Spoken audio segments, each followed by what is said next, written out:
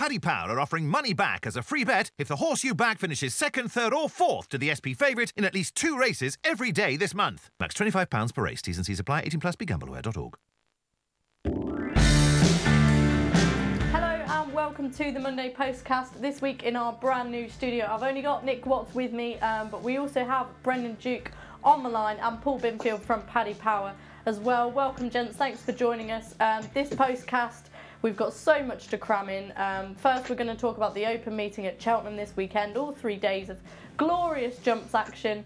And then we've got the top action at Punchestown as well. We'll get some selections for that. The Morgiana Hurdle, of course, on Sunday.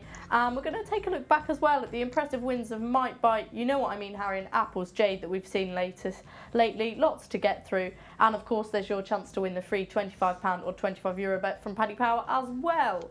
Right, welcome one and all. This has been a delayed start to our postcast, so we've got to crack on and get on with it. First off, Cheltenham on Friday, and the feature is the Grade 2 Ballymore Novices Hurdle. Binners, kick us off with some prices for this. It looks a great race.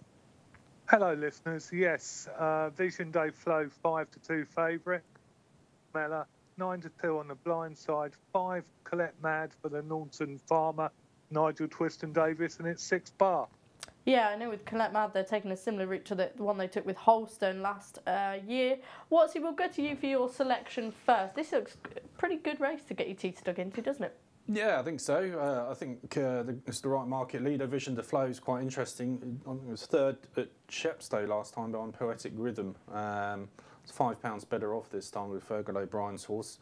And he looked then as though, you know, the run would do him a lot of good, so I'd expect more from him second time. Tizard's got a couple in there, and Vision de Flow's got an entry on Sunday, so whether it's the intended target is hard to say at the moment, but if he takes his place in the lineup, yeah, he'd be the one that I would side with. Yeah, he's the Land Rover bumper winner, and I think very much comments were that after his run at Chepstow in the Persian War that he definitely wasn't teed up as much as they would have perhaps thought for that. Brendan, hello, and who's your selection for this one? Hello, Maddie. I would lean towards another Tizard horse, that White Moon. I see up the boy Cobden, so that's got to be a good thing. I was very impressed with him with Canton. I'm not sure what he beat now, but he travelled really well. When he did come off the bride, he did plenty. So at this early stage, he select. Yeah, I really liked him as well. He was a big eye catcher, wasn't he, when he ran at Wincanton? Binners, anything for you in this? Looking at the market? No, you summed it up well with Colette Mad. That would be the one for me, Maddie, as you say, following the Holstein route. That horse was second to Peregrine Run last year, and hopefully Connections can go one better.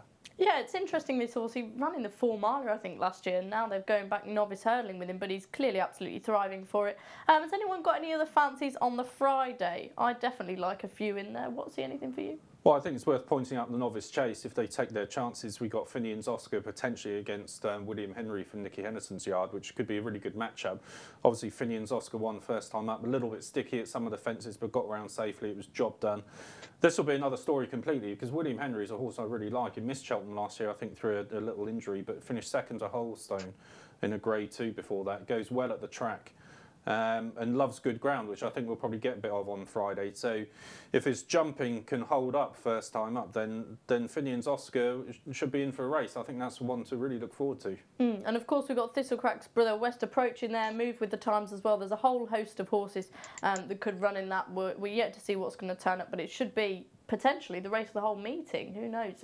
Finian Oscar, one of the most exciting horses in training. Anything else for either of you? Brendan, did you have a look at anything else on Friday?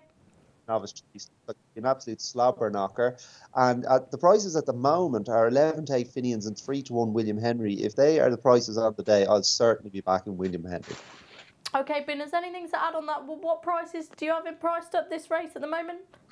We do actually, Maddie. Yeah, Finian's Oscar is 11-8 favourite. William Henry 3-1, 7-2 West Approach, 4 move with the times, 10 bar.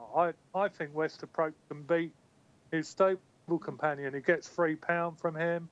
He's already rated higher than him, £6 higher, and he did it very well at Postcast on his debut. I think he'll be good over fences.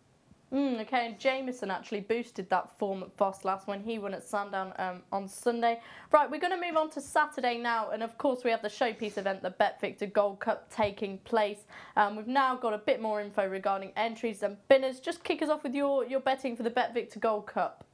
Yeah, used to have a better name this race, but anyway, 7-1 the Kyle Moore Lock, 8-1 the Prezian, 9 Tully East, 10 a number on 10 Foxtail Hill, Gold Present, Remainder St Am, and it's 12 bar, Maddie. Okay, we might want to be going to you after some bigger priced horses. Let's hope someone's got some value in there to mention. What's he kick us off, the Bet Victor Gold Cup? Well, I'm not sure they got the right favourite for a start. Kyle Moore Lock, I'll be surprised if he's that popular with many people at the weekend. I think they're banking on the fact that he's gone from Kerry Lees to Harry Fry. And that kind of angle, that factor, you know, has seen him go to the head of the market. I mean, the Prezian ran a solid race last time out. Whether he's better over 2.5, I'm not quite sure. And Paul Nicholls doesn't seem to be either. But he could run very well. And the one I like is the David Pipe horse, Star Architect. I thought he ran a good race in the spring at the festival behind Road to Respect in what was a good plate. He's off a £1 higher mark here, so pretty much identical to that. And I just think it was good that Pipe managed to get a run into him recently at Stratford, and it was a winning run as well. That had really sharpened him up there with that victory. So he comes here in form.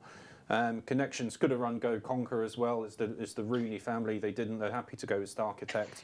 I don't see any reason why he shouldn't run very well. He's got the experience now. He jumps fine. He's fit. He's in form. He ticks a lot of boxes for me, and you know I think he's a double-figure price, so he would be the one for me at this stage. Okay, Star Architect for Nick Binners. Just remind us, what price are you, Star Architect?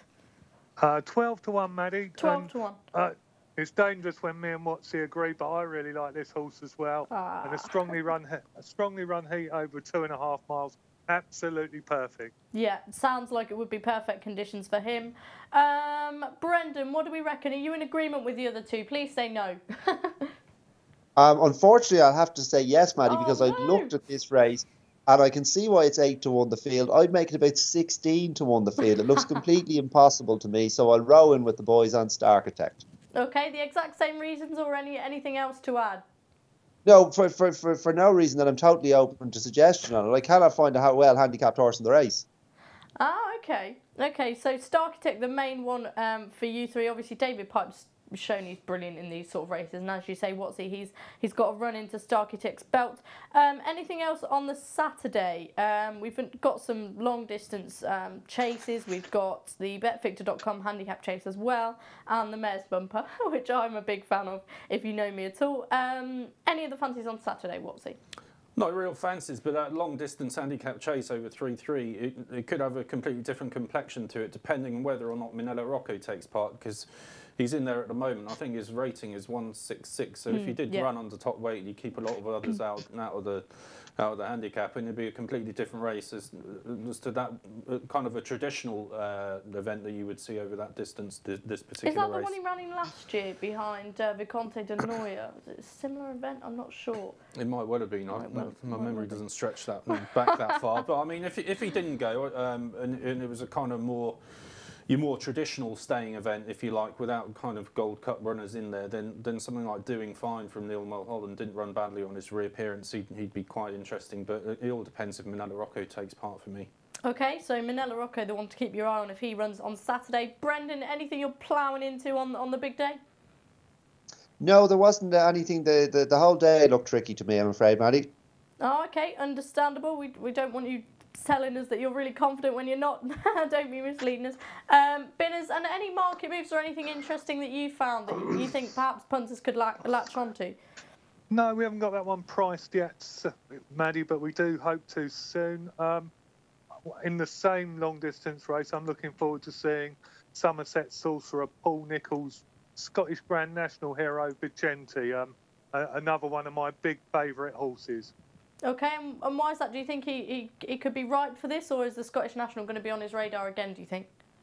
Yeah, that could well be on his radar again, but I think these are the sort of races that he's going to be targeted at this year, and it's an ideal starting place. 3.5 miles, not quite as testing as a Scottish National, and we'll see him in some good races through the season, possibly that long distance handicap chase at the festival in March.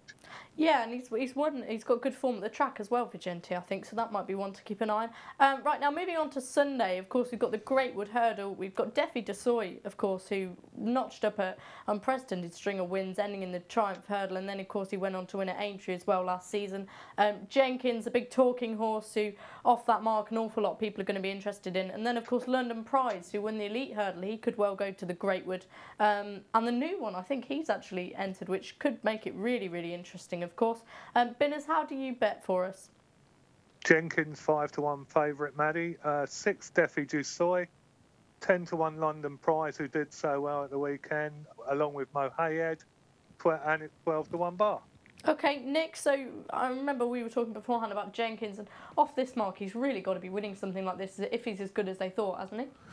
Well, he kind of divides opinion a bit, I think, this horse, because he didn't kind of come up to scratch last season. But if you go back to his first run when he won at Newbury, the second, third and fourth that day, all really good horses. Pingshu was in fourth. Captain Forrest, who looks like he's going to be a very good horse, in third, unfortunately no longer with us. Bags Groove, who's probably running around about now at Kempton as we're talking, so we don't quite know how he's going to get on, but he did win first time out. So that form is really strong. Judging from his comments in today's stable tour, Nicky Henderson, you just think that he might have ironed out his problems a little bit, and if he has, then 137 could be a good mark. So I'd be inclined to go with him. I don't know what will Defi Desoy run. I thought this would be an unusual place to start off with for him. I thought he'd be more an international hurdle horse next month at Cheltenham. That would be the ideal starting point for him. I'll be interested to see how he goes if he does run, because obviously he's got champion hurdle aspirations. But Jenkins would be the one. I'm not certain that Defi Desoy will take part yet. Well, they were planning to run him in that Masterson Holdings, that 4-year-old hurdle that so often the 3-year-olds graduate from and running. But I think the ground was the issue on that occasion, wasn't it? So you're right. Be interested to see if Defi Desoy runs. I'm sure it'd be a great attraction if he does.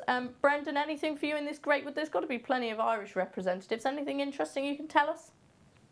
There will be plenty of Irish runners, it looks like, but it's just hard to get away from Defi. I mean, they've left him in now. I saw the clerk of the course said he won't be watering for the meeting, so I don't know if there's rain due at some stage over the weekend or what have you. But it was so exciting to see him run, wouldn't it? Yeah. And of 157, if you believe as I do, I know there's always the concerns about the difficult second album, what have you, but if you believe as I do that he's a massive runner in the champion hurdle, he just ruined these off 157 in a handicap. So if he runs, I'd take Nick's point. If he doesn't think he's going to run, I'll wait. But I'd be happy to take 7-2 on the day if he was definitely running, because I don't think they'd see which way he went. Okay, well, like, he has got form with cutting the ground, but I think it was more they just didn't want to start him off in a real slog, wasn't it? I think that was the case. But of course, Defi Desoy, as you say, sometimes it's best to go with these class horses in the handicap. And like I say, I think they might be running the new one in this. Be really interesting if he goes. And Binners, finally, anything from you? Big priced one, Maddie. Project Blue Book for John Quinn, a horse that was 6th in the Galway Hurdle, which was a very, very respectable effort in a tough race, especially for 4-year-olds. And I think the ground will be nice for him. Could be a neat way poke. Okay, we're going to finish on Cheltenham for now, and we're going to go and look at Punchestown on Sunday after this short break.